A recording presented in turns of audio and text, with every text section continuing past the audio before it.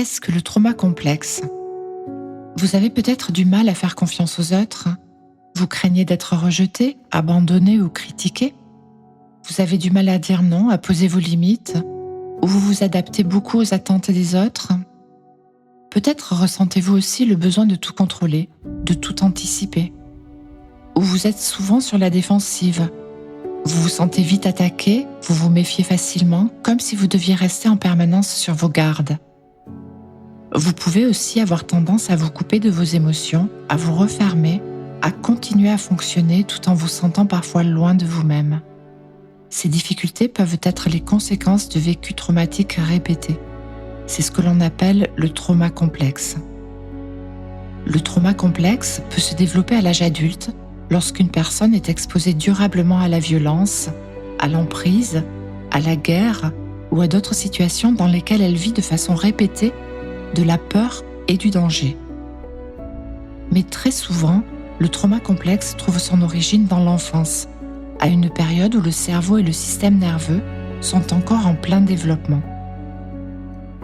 Un enfant peut avoir subi des violences physiques, psychologiques ou sexuelles. Il peut avoir été humilié de façon répétée ou avoir grandi dans un climat instable, imprévisible, dans lequel il ne pouvait pas se sentir suffisamment en sécurité. Mais aussi, il peut avoir profondément souffert de ce dont il a été privé. Pour se construire, un enfant a besoin de se sentir protégé, rassuré, consolé, entendu et reconnu.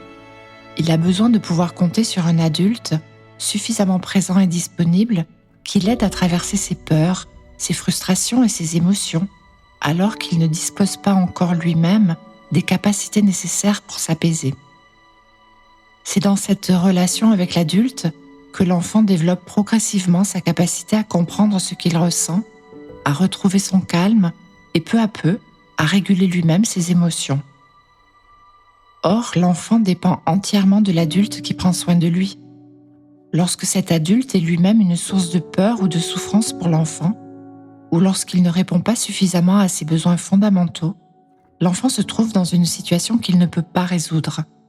Il ne peut ni partir, ni renoncer à cette relation, puisque sa survie dépend précisément du maintien de ce lien. Alors, il s'adapte. Face à ce qu'il ne peut ni fuir ni changer, ses systèmes de défense s'organisent automatiquement pour lui permettre de continuer à vivre dans cet environnement. Certains enfants deviennent très discrets, cherchent à plaire, à ne pas déranger, à deviner ce que l'autre attend d'eux.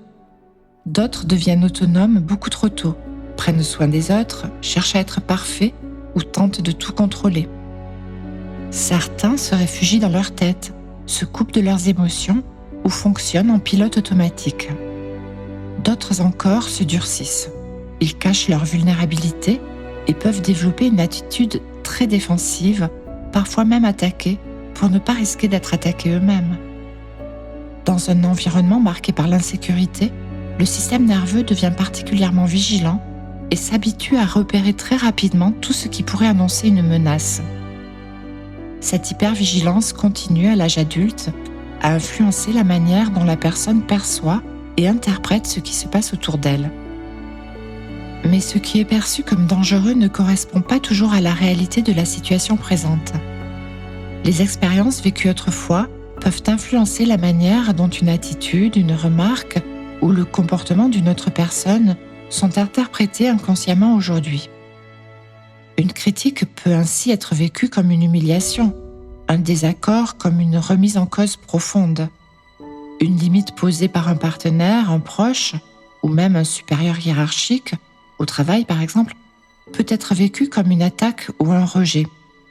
La situation présente peut alors être interprétée à travers le filtre des expériences traumatiques passées.